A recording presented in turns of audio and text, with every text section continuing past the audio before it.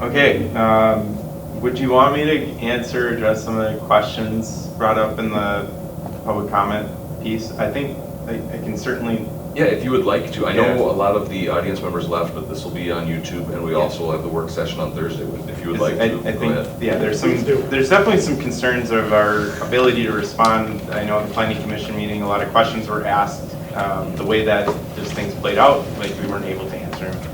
What we're alluding to on Thursday is our joint work session that we have again with the Planning Commission, which is a public meeting.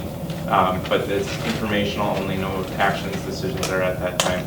But our chance for you as council and the Planning Commission to ask a lot more questions of the developer and the application to have. And we will have more defined terms from the development agreement that we'll be able to share at that time. So that is a big part of the questions that that came up, and why we haven't presented, because that development agreement wasn't in a phase that I felt we've reached tentative agreements, or in a position where we have that after a meeting today. I feel like we're a lot closer to a point where we can talk about the terms in which we have agreements. There are things yet to be finalized. So primarily going to focus on Anna's questions because they were succinct and direct. So one, water use. As we've discussed and what we've presented in our studies, there is a cap within the development agreement for water and sewer, so water distribution and sewer collections. So on the water distribution side, the requested amount is at the end point of development. So this is a 10-year development plan. At the end of 10 years, 43 million gallons per year is the cap of which water that they can draw from the city. Just as I think it's interesting, the circumstances that are aligned to this. So the property that they are intending on purchasing has an irrigation well on it that has an appropriation for 41 million gallons per year. So that well, as part of our annexation agreement, cannot be used for their purposes unless the city has an emergency use in which we cannot provide them water for a period of time. We'd have to notify them. There would have to be a lot of things in place. In addition to that, they have to get approval from the DNR to amend that permit so that they can use water from that well in order to use it for this purpose, because it's changing use. It's going from agricultural irrigation to something different. So they got to get permission from the DNR, as well as there has to be very specific emergency only circumstances in which they can draw out of that well. So in effect, that well goes away. Our allocation, fills up 43 million over a 10-year period. So there is a cap on terms of that use. On the sewer side, within the most recent request, the end collection amount on an average is 50,000 gallons a day. So a lot more water on the usage side, but a lot less coming back to us on a per day basis. Back again to the studies that we conducted. This was a very important reason why we did the studies, was to understand what our systems can use. That is well within the capacity of our existing sewer treatment plant for how much water we can take on and be able to treat from them. So in terms of how that water is actually used, what it's the cooling purpose, the systems that they have, a lot of those things are way past our ability today to predict or determine what they're going to be. But in terms of setting a cap for water and sewer, those have been set within the development agreement at this point for our purposes from the staff side, because I know at council you have not been a part of that. Not to say that you can't have input, you should have input, and you should, if you have concerns about that, that should be addressed on Thursday, because we have time to change them. Those are the amounts that we're at for water and sewer. Surety bond. This is probably the thing that we have been at the table and most in back and forth discussions, and is not yet to the final stage of completion. But what we want to ensure is that within this project, there are infrastructure needs for the developer to be delivered to the site. So one is the mains, the water and sewer mains to get to the site. At the site, we have been discussing having a water tower constructed. So they would dedicate land for us, the city, to then construct a water tower on the property.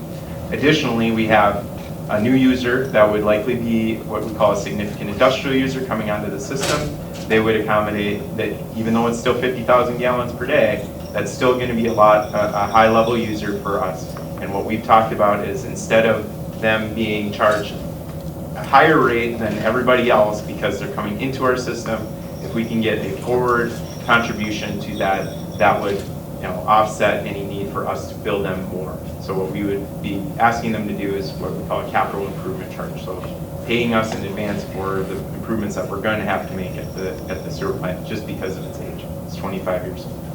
On the tower side, what we're asking for is a specific dollar amount that's paid.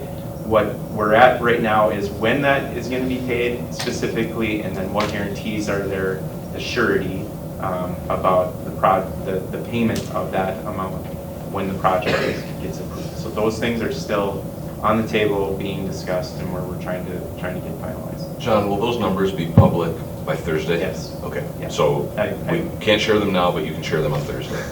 Yes. Perfect. What's going on Thursday? We're having that joint session work with Tract. It's 6:30 right here as well. So again, it's a work session. It is a public meeting, so the public is able to attend, but it's not necessarily we don't have a public input session. We don't have a public hearing. It's primarily information for the council and planning commission members to ask questions of the developer.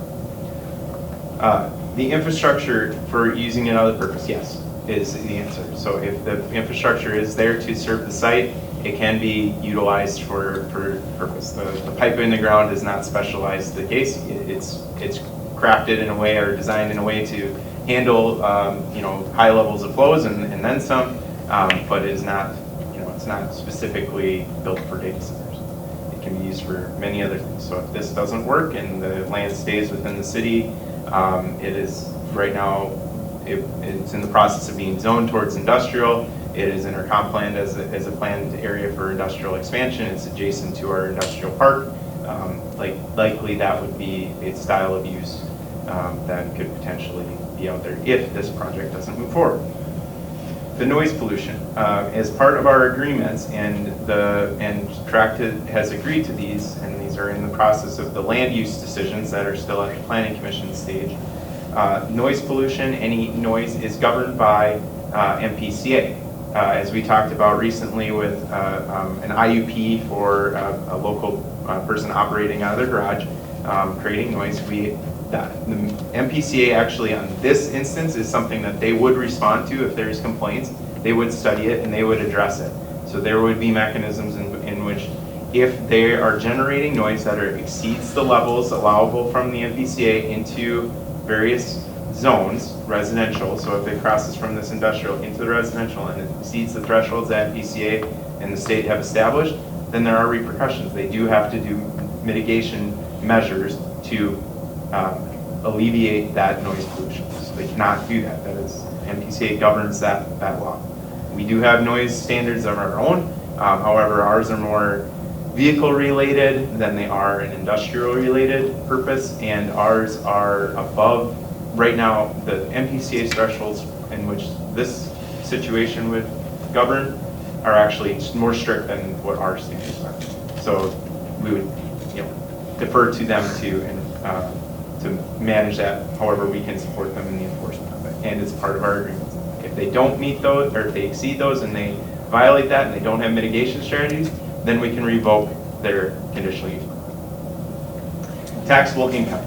As this project has gone on from prior to my start, there has been no discussion, ask for, well, maybe there was an ask, but it never has come up in my time here, of a TIF district, tax increment financing, tax abatement, no tax dollars from the city going to subsidize this project. Tract has never asked for that. They have mentioned that they may leave that to the end user to be able to ask for things, but I have clearly and 100% every single time that's been brought up, Tract said this council at this time has never been in support of tax dollars going to incentivize this project. None. They have also discussed in a contribution for park dedication fee based on our current plan, which is a $494,000 one-time park dedication fee based on our code. And within this development agreement, there is a dedicated contribution to the school district. Will that number be able to be shared on Thursday, or is Do that? you want to talk with the school district before we say what that is? Got it. That was what we committed to being able to. So that, and if they're, have to predict the future, which I don't like to do, I don't think the appetite for this council or future councils that are going to be a big, large-scale end user coming in to work in this data center, that they're going to offer or accept or entertain any sort of tax. That is a big portion of what we've looked at and where these funds have come from. That is some additional information that I'll share. Tract has done they have done their presented from Ernst & Young a taxable market values impact study.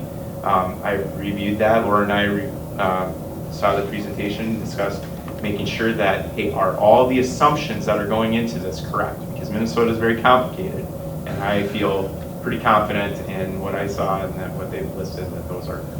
I've then compared that to my own analysis for what I can project. Obviously, this is very future based. These are things we don't exactly know. It's kind of at some points it's just like throwing darts to the wall while you're spinning around in a circle with blindfold on. But to my best knowledge, I would say that they're pretty accurate in terms of what we have. So that's something I've shared with the council, and we can talk about more on Thursday. The last two items that she brought up are the energy costs and the financial aid for utilities. So in terms of the energy costs, we heard from Dakota Electric and Great River Energy that their strategy working with developers like this is that they also pay their way for the infrastructure. That they're the ones contributing to this cost so that it does not impact the rates of future users. Now, you get that one thrown back in my face anytime I talk about it, but that is what they were told. That's what we are told from the people that would be providing the energy, the ones that are setting the rates for that. We set the rates on the water and sewer, they set the rates on the electric side. John, can I add to that? Yes. So I called Dakota Electric and got in touch with their engineering division, and I was told by them that all costs would be upfront paid for by Tract with upgrades in respect to request to whatever the system is, and they're paying for transmission and distribution. That's what I was told by Dakota Electric. So echoing what you just said. So in terms of, if that's the case, then back to our water side and our development agreements and why these funds and things are there to pay for this work is so that we are not pushing this cost back onto our users in the system.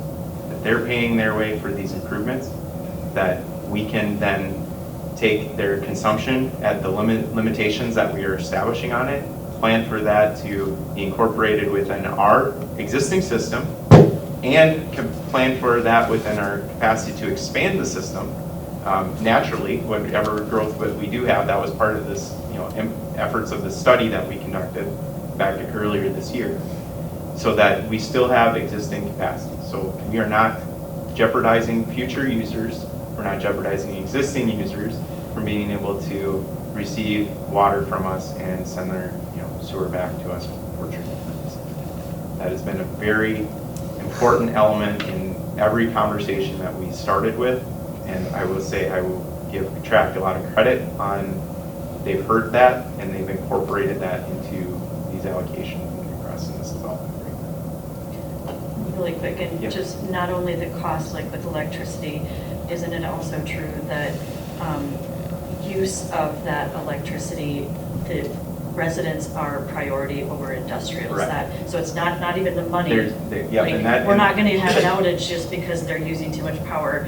We have priority over industrial use. And that's, yes, and that is governed by the Public Utilities Commission and the other regulatory agencies over that. And we also address those.